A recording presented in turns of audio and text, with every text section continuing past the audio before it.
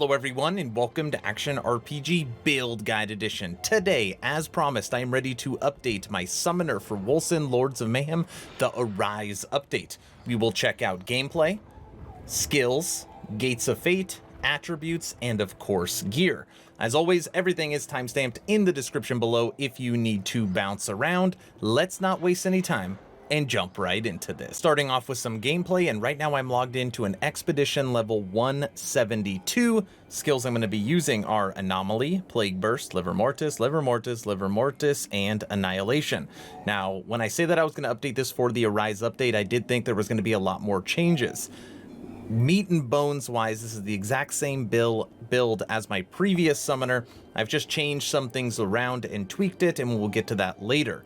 So let's check out some gameplay, because the build is definitely stronger, for sure. For sure. The hunt has begun. We are purple. You want as much ether damage as you can get. Ether.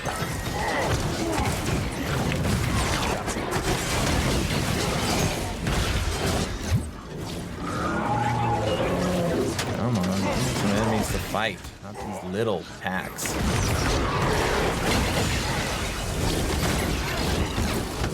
Destroyed. So fundamentally, it's the same build.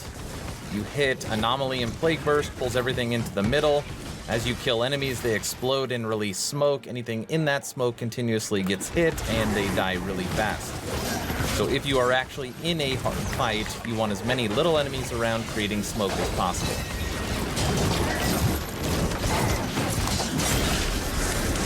Stand in that smoke.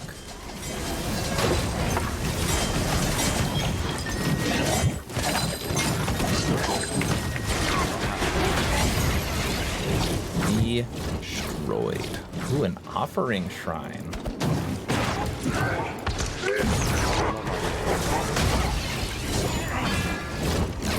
Hope you like the color purple.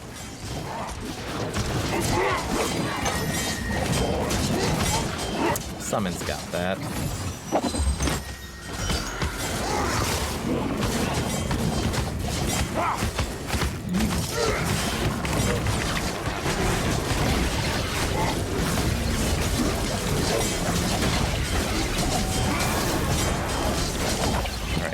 We'll go handle these little skulls up here on the map, and then we will jump to the boss.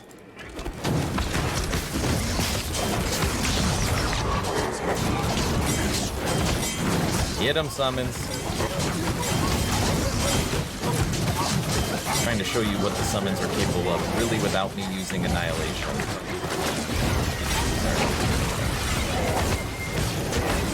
Take that. That's 172. I mean, not nothing.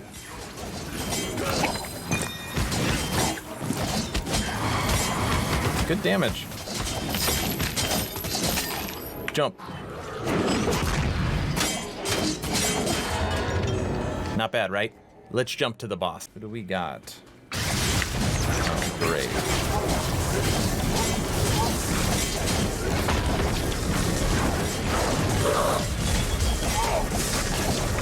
Shooting. Half-life. Great, I can't boost my willpower back. No!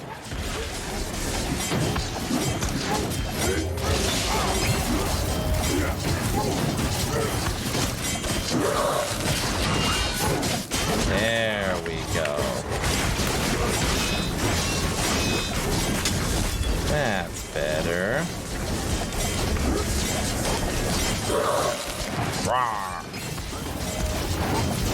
Just die.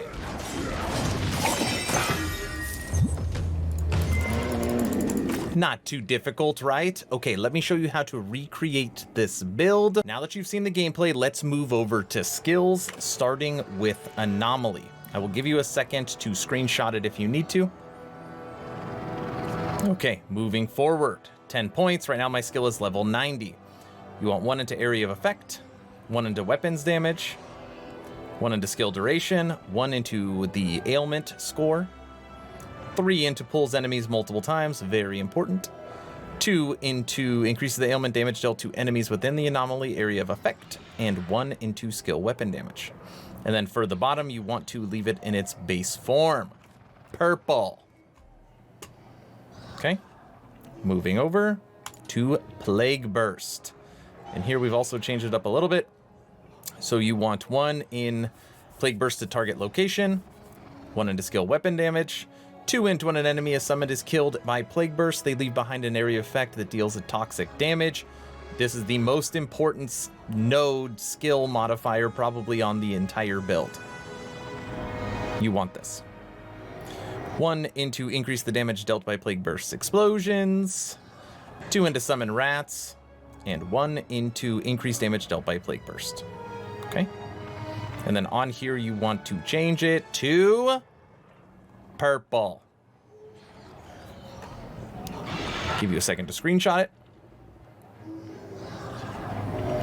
All right, now, and this is level 90 as well, moving over to our Liver Mortises. All of them are level 90, and all of them are the exact same. So I have switched off. We no longer are using Thunder Cracking Punishers, because your skill and your weapons damage and your items all now go into your summons. So for example, using Dusklight, on here it says Dusklight Guardian, it shows 34,000 damage. If I clicked over to Thunder Cracking Punisher, drops down to 27,000. And you can kind of bounce around and see that based upon the Newell tooltip. 26, 27, 19, but the Dusklight Guardian, 34,575. Huge boost to damage, and this is the summon that I always wanted to work in this game. With the updates to AI, they actually work correctly, which means those 3 can be in front fighting while you are just in the back tearing them up with Annihilation. So these are the skills that you want for Liver Mortis. 1 into damage, 1 into damage, 3 into absorption, so this is going to keep you alive because they're going to take a part of the damage for you. 2 into increased damage, 2 into increased damage in life, and then 1 into speed. Now, if you want, you can pull off one of these and put it into threat generation. I realized that I was always getting attacked anyway, so threat generation didn't feel like it was working. But if you feel like you're dying a lot and you want your summons to take more of that threat, you can switch this around a little bit and take this modifier. But currently, I am not running it. And that is the same for all 3. Right now, they're all level 90.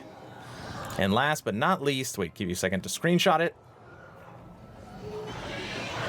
Last but not least, Annihilation. And we are going straight on the outside and using the skill in its base form. And up here, you will see the skill is also level 90. So skill weapon damage, cost reduction, ailment multiplier, skill weapon multiplier, increase width, increase damage, and increase damage. Everything on the outside. Now, a lot of people with this skill will take Pierce, and I have learned that I don't want to take that hit in my weapon damage and able to hit multiple enemies. This build has no problem clearing trash. A lot of times you're focus fired on one enemy, so I'd rather not take this and be easier to clear bosses instead of clear trash packs. So the entire outside, go ahead and screenshot it. Those are the skills. Moving over to attributes, and this is very simple. Everything into toughness, you want that health, 385%. This build, you're sitting at 32,000 health. No ferocity, no agility, no wisdom, only toughness. Very simple. Now let's check out the Gates of Fate. And when you look at this, I'm going to give you a second to screenshot it right now. Okay? Get your screenshot in. Got it? Okay. Now the way it is aligned, and I'm just going to kind of go up. If you align the up pattern, then the rest would be fine.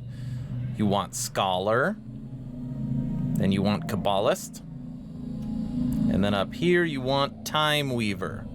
So if you get Time Weaver, Kabbalist, and Scholar right here when you do your movement, the bottom will be fine. And I actually want you to take the top first, okay? I know the bottom has your summoning damage. That comes later. You need to take the top first if you are leveling this character from 0. And it is a great character to level. Very, very simple. It will destroy everything in the campaign. Okay, so just follow me right now. You want to go here. And just, I'm going to show you with my mouse the direction that I went.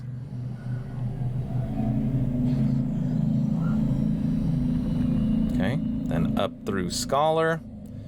And I went straight up. Okay. Then the outside. Then the outside. Then up through these trees here. This is giving you all of your ailment stacks. Big boost to damage. Okay, so all of your ailments right here. Then you come up into Time Weaver. That's where you're going to get your ether damage. Come up here. Boom, boom, boom. Dyer's so good. And then, no, not the top one. Right there. Okay, so now all of your ailments are set up through the top. Follow it to a T. Then you come down through the bottom through Soldier. You don't really need anything in Soldier, but you will need something in Warlock. As you come down here, Reigning in the Darkness. Take this. Don't go right. Go left. And now you are going into Plague Bringer, and this is where you're getting all your damage from your summons. Summons damage, summons damage, summons damage. Take these. And then this is how you keep your summons alive. Summons take less damage. Summons take less damage. You could probably play with this a little bit. Since your summons auto recast, I don't know how much you need these now. I used to have 3, now I only have 2. Okay. And then over here, you want the attack and spell casting speed score for summons, because their attack they get, or their speed on their attack, is very important now. Okay? Follow it to a T, and you come over here, and you go up through Siege Breaker. Okay? This is where you gain a buff to your resistance based upon your armor, and that's why you have to have a heavy armor. We'll talk about that at gear, and heavy armor helmet. And then you are going to come this direction, and you are going to grab these. Okay. And then right now what I am leveling is you have to go down this tree, your resistances, and then up through here. And that is where I would go as of right now. Okay? This is my Gates of Fate. Now let's check out everybody's favorite gear. And I want to be clear, my gear could still be so much better. I am focused on occult damage, and then really as much spell damage as you could possibly get through your items. Now the only thing that is required is obviously a staff, okay? And then your armor, your heavy piece, your chest piece needs to be heavy, and your helmet needs to be heavy, because those scale with your Gates of Fate. Everything else is up to you. Now, you're getting a big boost to your health every time you use an item that gives health. So I recommend trying to focus on Bruiser, because that's going to give you resistances and health. That is how I am up to 32,000. I'm just going to go through each item so you can check it out. Shoulder 1, you see the occult and toughness. Shoulder 2, occult and toughness and resist. Helm, occult, skill cooldown reduction. Armor, occult, skill cooldown reduction. Amulet, spell damage. It's a really good amulet. I need to upgrade this. Belt, spell damage and life leech from ether damage. Ring 1, spell damage and occult. Ring 2, spell damage. This ring could be a lot better. Staff, 309 max damage, triple socketed with ether. The very, very good staff. Pants. These pants give 2,000 a life, even though it's material damage, so I can't give them up right now. I haven't found anything better. Very good pants. Wish the material damage was occult, but they're still solid. Boots. Health and resistance and move speed and toughness. And I think we got everything. So that is the gear I am currently using. I'm telling you, it can be so much better. And as far as uniques go, nothing is required for this build. Last but not least, I'm just gonna slowly scan through my character details, just in case you have some questions or don't understand why mine is working so well or not working well compared to yours. You can see exactly where I am at. So you've got combat, survivability, resistant types, all over 60. It's awesome. Resource, utility, ailments,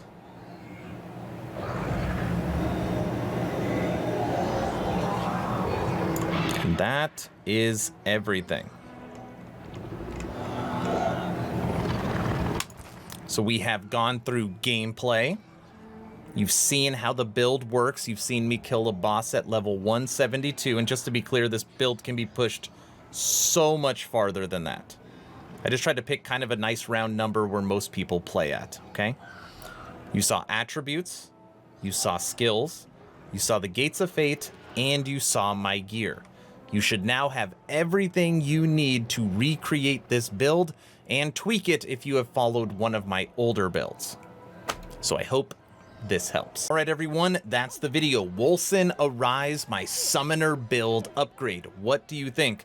Is there something I missed? Is there anything I can do to push this even farther? Let me know in the comment section below. If you haven't joined the official Action RPG Discord, please do so. We're now over 1,000 members, great conversations every day. The idea is to create a gaming community that could jump from game to game together so you never start the server alone. Link for that Discord is in the description. Don't forget, right now I am streaming 3 times a link on my new Twitch. I am not getting off YouTube at all. I'm just layering another platform on top of it. If you want to go and support me there, it is the first link in the description below. All right, that's all I got. Hopefully you're entertained or at least learned something. Aaron, out.